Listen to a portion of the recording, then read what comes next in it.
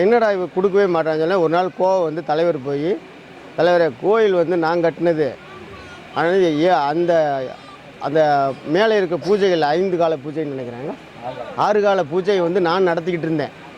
அந்த நடத்திக்கிட்டு இருந்ததில் இடையில நான் விட்டுட்டு போனதை கோயில் நான் வந்து காலையில் வந்து பார்த்திங்கன்னா கோயில் நடையை சாத்திக்குவேன் தலைவரே, என்னை கோவப்படாதீங்க வருத்தப்படாதீங்கன்னு சொல்லவுமே, சரியாப்பா நீ சொன்னாலும் செஞ்சாலும் செய்வேன்னு சொல்லிவிட்டு, சரி தமிழ் குடிமன்ட்ட ஃபோன் போட்டு எப்பா இவருக்கு உண்டானதை கூடாப்பான்னு சொல்லிவிட்டு பங்குனி மாதம் கேட்டிருக்காங்க.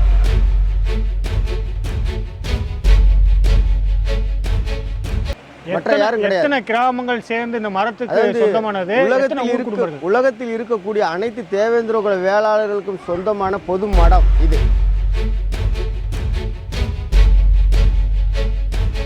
நம்ம கள ஆய்வில் விசாரித்ததில் என்ன சொல்கிறாங்க அப்படின்னா, எந்த சமூகத்துக்குமே அப்படி கிடையாது, தாலி வரி கிடையாது. எல்லாரும் வந்து சாமி கும்பிடுவாங்க, எல்லாத்துக்கும் வரி இருக்குது. ஆனால் தாலி வரின்றது தேவேந்திர குல வேளாளர் மக்களுக்கு மட்டும்தான் இருக்குது.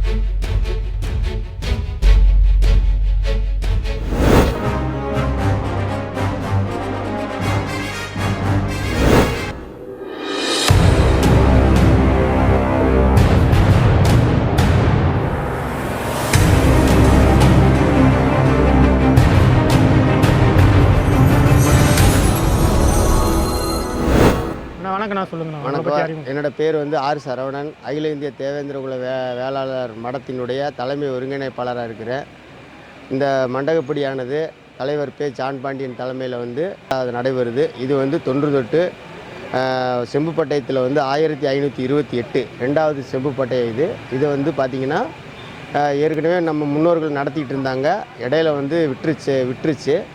அப்போ திரும்ப வந்து அந்த செம்பு பட்டயத்தெல்லாம் வச்சுட்டு திரும்ப நம்ம ஒரு 38 கிராம நிர்வாகத்தை கேட்டுட்டு என்ன பண்ணுறாங்க, போய் செம்பு பட்டயத்தை வச்சு எங்களுக்கு மண்டகப்படி இருக்க கொடுங்கன்னு சொல்லி கேட்குறம்போது, மண்டகப்படிலாம் உங்களுக்கு தர முடியாதுங்க, உங்களுக்குலாம் இல்லை நின்று வச்சு வேறவங்க பண்ணிகிட்ருக்குறாங்க, உங்களுக்கு டைம் இல்லைன்னு சொல்லிட்டாங்க, வேற ஒன்றும் இல்லை.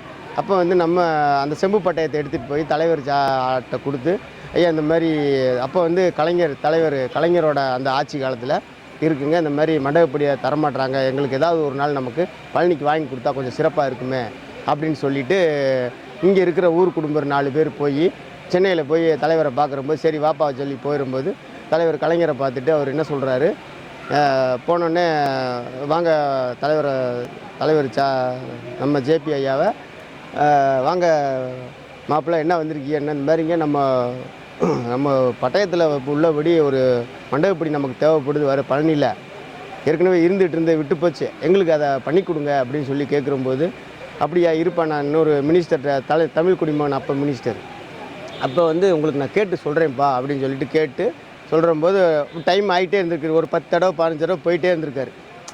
என்னடா இவ கொடுக்கவே மாட்டான்னு சொல்ல ஒரு நாள் கோவம் வந்து தலைவர் போய், தலைவரே கோயில் வந்து நான் கட்டினது, ஆனால் அந்த மேலே இருக்க பூஜைகள் 5 கால பூஜைன்னு நினைக்கிறாங்க, 6 கால பூஜை வந்து நான் நடத்திக்கிட்டு இருந்தேன்.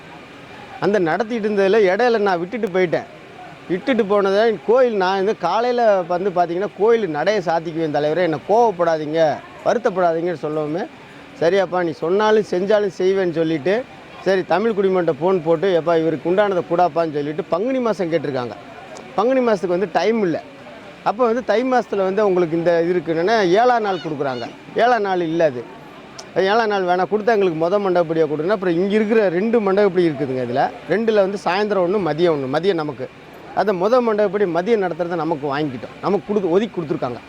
இது வந்து தலைவருக்கு வந்து தலைவர் வீட்டுக்கு இந்த லெட்ரு போகும், வருஷமானால் வந்து லெட்ரு போகும், இந்த மாதிரி நீங்கள் வந்து மண்டகப்படி நடத்திக்கோன்னு சொல்லி தலைவர் பேரில் தான் வந்து இங்கே வந்து பணம் கட்டணும், இந்த இது நடக்கும். இப்போ ஏன்னா இந்த வந்து அறமடத்தினுடைய நீங்கள் வந்து தலைமை ஒருங்கிணைப்பாளராக இருக்கீங்களா? ஆமாங்க. இந்த அறமடத்தில் நிர்வாகிகள் எத்தனை பேர் இருக்கீங்க சார்? நாங்கள் ஒரு 6-7 பேர் தான் சார் இருக்கோம் சார். சரி, இந்த அறமடத்தை பாதுகாக்கிறதுக்கு வரவு செலவுலாம் எப்படி பண்ணுறீங்க?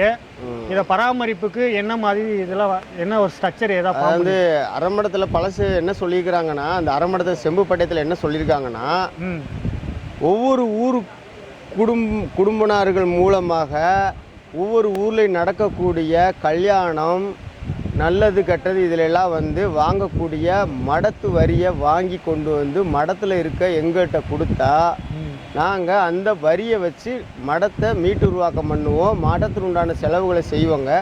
இப்போ வந்து இடையில விட்டு போச்சு. யாரும் வந்து அந்த பணத்தை வந்து இப்போ யாரும் தர்றதில்ல. இல்லை அப்படி வரின்னா வரி எவ்வளோ போட்டிருக்கு அந்த பட்டயத்தின்படி அதாவது வரி எவ்வளோ போட்டிருக்கு அதாவது வந்து அன்னைய காலகட்டத்துக்கு? ஒரு ஊரில் கல்யாணம் வச்சாங்கன்னா மாப்பிள்ளை வீட்டுக்கு 2 காசும் அந்த செம்பு பட்டயத்தின்படி, பொண்ணு வீட்டுக்கு 1 காசும், செல்லு ஓடிட்டு இருப்பான், பொண்ணு வீட்டுக்கு 1 காசும், இந்த மாதிரி குத்தந்தீர்த்த பணம் முழுவதும். குத்தந்தீர்த்த பணம்னா வந்து அந்த சண்டை சச்சரவு வந்துச்சுன்னா அந்த பணம் முழுசும் இங்கே வந்துடணும். இந்த பணம் இந்த மடத்துக்கு வந்துருச்சுன்னா இதை வச்சு தான் இங்கே நம்ம இந்த மடத்தை நம்ம பண்ணணும். இது எதுக்கெல்லாம் செலவு பண்ணணும்னு கேட்டிங்கன்னா, இந்த மாதிரி மண்டகப்படிக்கு வருஷம் மண்டகப்படிக்கு நம்ம நடத்திட்டு அன்னதானம் போடணும்.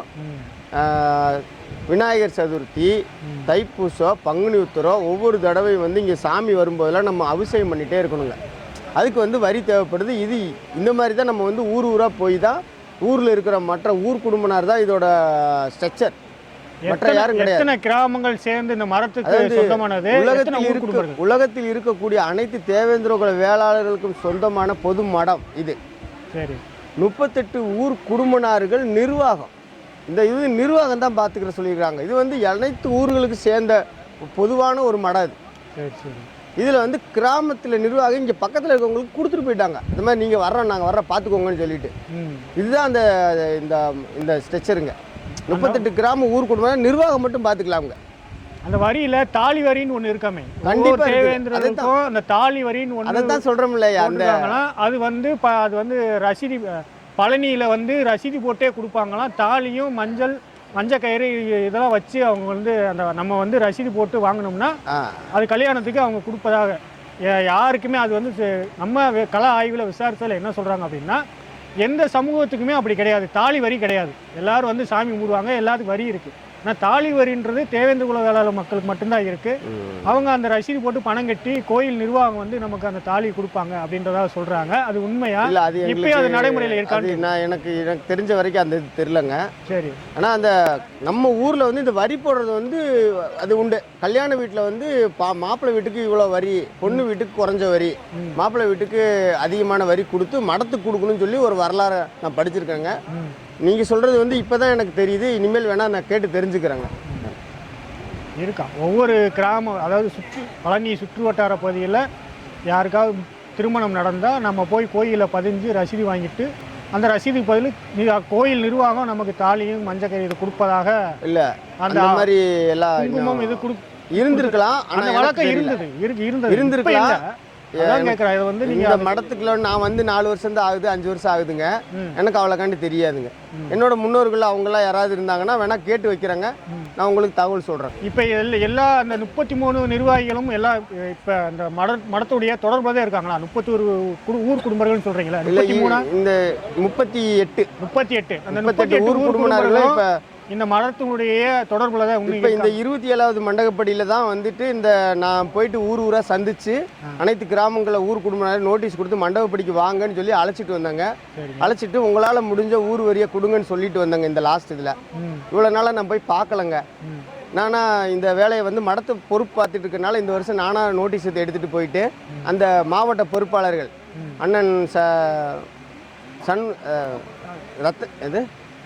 முத்துரத்தினவேல் அவர்களையும் பூவதி பாண்டியன் அவர்களையும் கூட்டிகிட்டு போயிட்டு ஒவ்வொரு ஊராக 38 கிராமங்களுக்கு நான் சென்று